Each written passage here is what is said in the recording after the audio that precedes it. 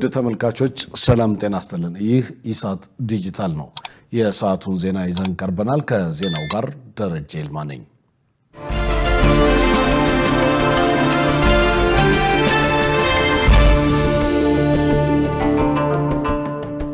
የአፍሪካ ህብረት ያዘጋጀው የመጀመሪያው የዲጂታል ግብርና ኮንፈረንስ ከዛሬ ጀምሮ በአዲስ አበባ ይካሄዳል። የአፍሪካ ህብረት ያዘጋጀው የመጀመሪያው የዲጂታል ግብርና ኮንፈረንስ በህብረቱ ዋና መቀመጫ አዲስ አበባ ከዛሬ ጀምሮ እንደሚካሄድ ተገልጿል። ኢኖቬሽንና የዲጂታል መፍትሄዎችን ጠንካራ፣ አረንጓዴና በቴክኖሎጂ የታገዘ የግብርና ዘርፍ ግንባታ በመጠቀም የአፍሪካ መጻኢ ጊዜ ብሩህ ማድረግ የኮንፈረንሱ መሪ ሀሳብ መሆኑ ተገልጿል። በኮንፈረንሱ የሚመከሩባቸው አጀንዳዎች የግብርናን ምርታማነት ማሳደግ፣ የዲጂታል ግብርና ኤክስቴንሽን አገልግሎት፣ የግብርና ቴክኖሎጂና ኢኖቬሽን፣ የገበያ ተደራሽነት፣ የእሴት ሰንሰለትን ማጠናከርና መሰል ጉዳዮች መሆናቸው ተመልክቷል። ኮንፈረንሱ የእውቀት ሽግግርና ፖሊሲ ተኮር ውይይቶች የሚደረግበት ሲሆን ስኬታማ የሀገራት የግብርና ኢኒሼቲቮች ለተሳታፊዎች ይቀርቡበታል ተብሏል። በአፍሪካ የዲጂታል ግብርና መፍትሄ ተደራሽነትን የሚደግፉ ስትራቴጂዎች የመለየትና አጋርነትን ማጠናከር ከሁነቱ የሚጠበቅ ትልቅ ውጤት መሆኑን ከአፍሪካ ህብረት የተገኘው መረጃ ያመለክታል። ኮንፈረንሱ የአፍሪካ ህብረት እንደ አውሮፓውያን አቆጣጠር 2024 ያጸደቀውን አህጉራዊ የዲጂታል ግብርና ስትራቴጂ ተፈጻሚነት የማሳደግ ጥረት አካል መሆኑንም አመላክቷል። የግብርና ስትራቴጂ ከአጀንዳ 2063 እና ከረጅም ጊዜ የአፍሪካ የልማት እቅድ ጋር የተጣጣመ መሆኑን ህብረቱ ገልጿል። ስትራቴጂው ኢንፎርሜሽንና ኮሚኒኬሽን ቴክኖሎጂን በመጠቀም አህጉራዊ የዲጂታል ገበያ መገንባትና ግብርናን ከአፍሪካ የዲጂታልና የዘላቂ ልማት ግቦች ጋር የማስተሳሰር ግብ ያለው መሆኑ ተገልጿል። በኢትዮጵያ 63 ሚሊዮን ዜጎች በጤና መድን ስርዓት ታቅፈው ሕክምና እያገኙ መሆኑን የኢትዮጵያ ጤና መድን አገልግሎት አስታወቀ።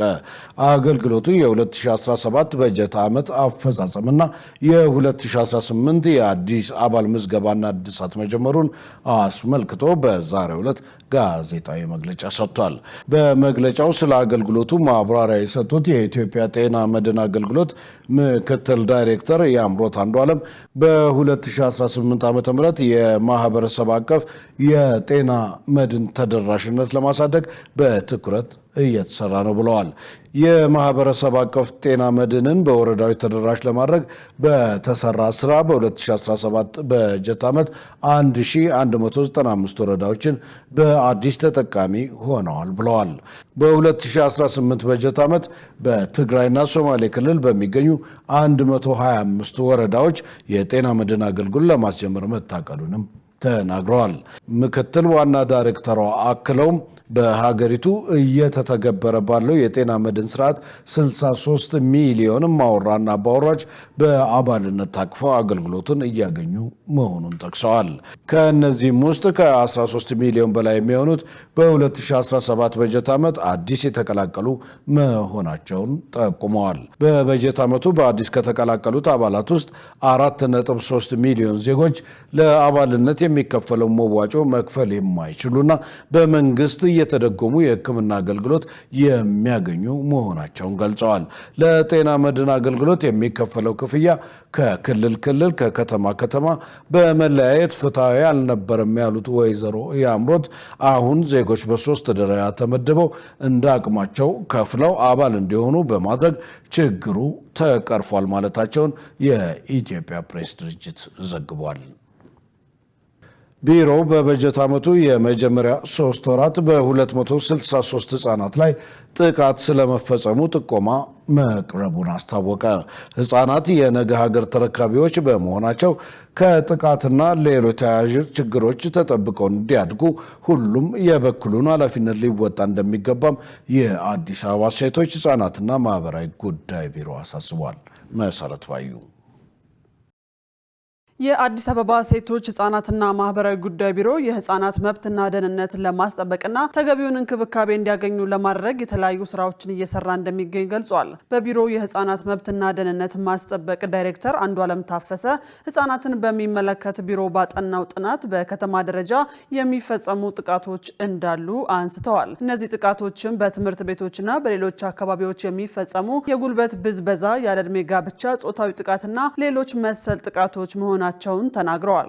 የህፃናት ያለዕድሜ ጋብቻ፣ የህፃናት ጉልበት ብዝበዛ እንደዚሁም ደግሞ የህፃናት ጥቃቶች በትምህርት ቤቶች ውስጥ ወይም ትምህርት ቤቶች ከህፃናት ጥቃት እና መድሎ ነፃ ናቸው የሚል ጥናት ሰርተን ነበርና ይሄ በሰፊው የሚያሳየው ከተማ አስተዳደራችን ውስጥ በማይጠበቅ መልኩ በተለይ የትምህርት ቤቶቻችን ላይ ከቃል እንግዲህ ጥቃት ስንል የቃላት ጥቃት ወይም ደግሞ ተገቢ ያልሆኑ ቃላትን መሰንዘር፣ ህፃናት ስሜቶቻቸው እንዲጎዱ እንዲሸማቀቁ የማድረግ አካላዊ ቅጣቶችን የመቅጣት ወዘተ ማህበረሰባችን ውስጥ እንደሚስተዋል ጥናቶቻችን ይጠቁማሉ ማለት ነው። ከዚህም ባሻገር የጉልበት ብዝበዛውን በተመሳሳይ ማለት ነው ህፃናት ለቤት ሰራተኝነት እንዲዳረጉ ወደ ትምህርት ቤት ከሚሄዱ ይልቅ ወላጆቻቸውን በቤት ውስጥ ሆነው እንዲያገለግሉ የሚዳረጉበት ወይም የሚገደዱበት ሁኔታ እንዳለ ጥናቱ ይጠቁማል ማለት ነው። ያለዕድሜ ጋብቻ በተመሳሳይ በአንዳንድ የአዲስ አበባ አካባቢዎች ላይ እንዳለ ያመለክታል። ጥቃት በከተማ ደረጃ ተፈጽሞ ሲገኝ ጥቆማ የሚቀርበው ለአዲስ አበባ ፖሊስ መሆኑን አንስተው ከ15 በላይ የሚሆኑ የጥቃት አይነቶች በሩብ ዓመቱ ውስጥ መፈጸማቸውንና 263 ጥቆማዎች ለፖሊስ መቅረባቸውን ተናግረዋል። አልፎ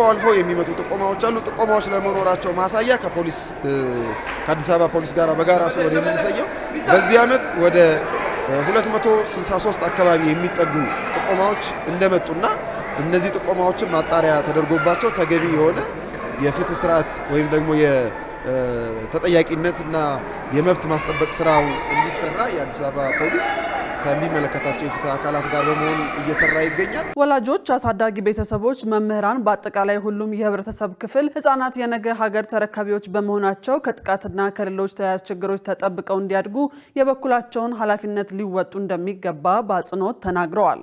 በጣም በርካታ ህጻናት ጥቃት የሚደርስባቸው በቅርብ በሚያውቋቸው በራሳቸው ሰዎች ነው።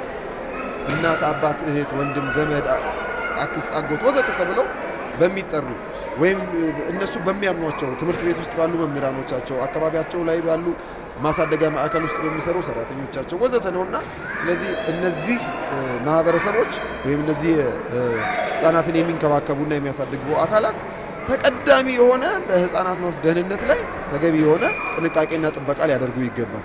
ሁለተኛው እንግዲህ ማህበረሰቡ ነው። ጥቃትን ህፃናት ላይ የሚፈጸሙ በደሎችን አይቶ ዝም ማለት የለበትም።